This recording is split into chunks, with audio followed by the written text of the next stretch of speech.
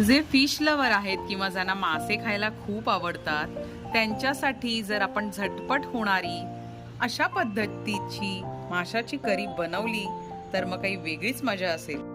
नमस्कार, मी पूजा रेसिपीजमध्ये आपल्या सगळ्यांचं स्वागत करत आहे। चला मग आता वेळ न घालवता पटकन रेसिपीकडे वळूया।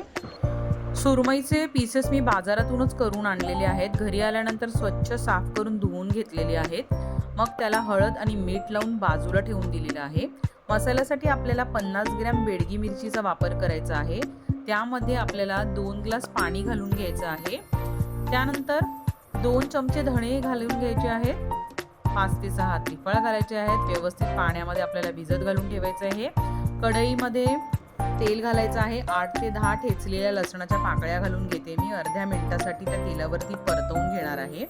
मग आता एक छोटा ओला नारळाचा कीस आपल्याला घालून घ्यायचा आहे। मध्यम आचेवरती ओला नारळाचा कीस आपल्याला व्यवस्थित परतवून घ्यायचा आहे। काळजी घ्यायची की हा जळणार नाही।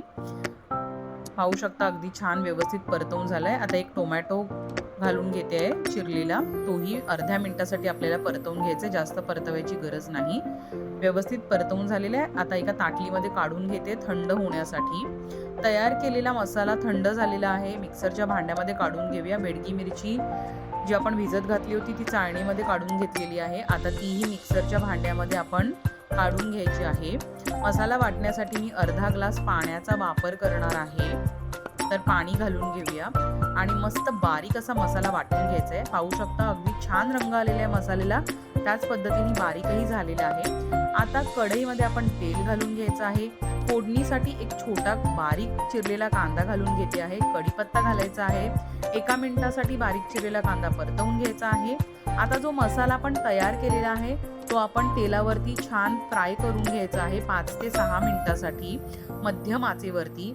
आणि असं काही गरजेचं नाही की ह्या मसाल्यामध्ये आपल्याला फक्त सुरमई माशाचाच वापर करायचा आहे, कुठल्याही माशाचा वापर आपण करू शकता। पाहू शकता मसाला अगदी छान परतवून झालेला आहे, तेलही छान सुटलेलं आहे मसाल्याला। आता आपण यामध्ये हळद घालायची आहे, 2 मिरच्या घालून घ्यायच्या आहेत, व्यवस्थित मिक्स करून घ्यायचं आहे। त्यानंतर आपल्याला रस्सा जाडसर हवाय पातळ हवाय त्या हिशोबाने आपण पाण्याचा वापर करायचा आहे। पाणी घालून घेते आहे।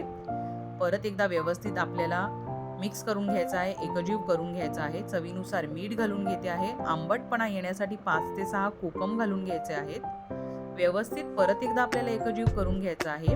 आता आपल्याला मध्यम आचेवरती एक 7 ते 8 मिनिटासाठी रश्शाला छान उकळी काढून घ्यायची आहे, की जेणेकरून रश्शामध्ये कोकमाचा आंबटपणा मस्त येईल। पाहू शकता रश्शाला छान उकळी आलेली आहे। आता आपण सुरमईचे जे पीसेस करून घेतलेले आहे ते रश्शामध्ये सोडून घेऊया।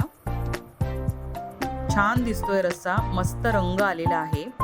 आता मासा शिजायला जास्त वेळ लागत नाही, 5 ते 6 मिनिटासाठी मध्यम आचेवरती आपण मासे शिजवून घेऊया।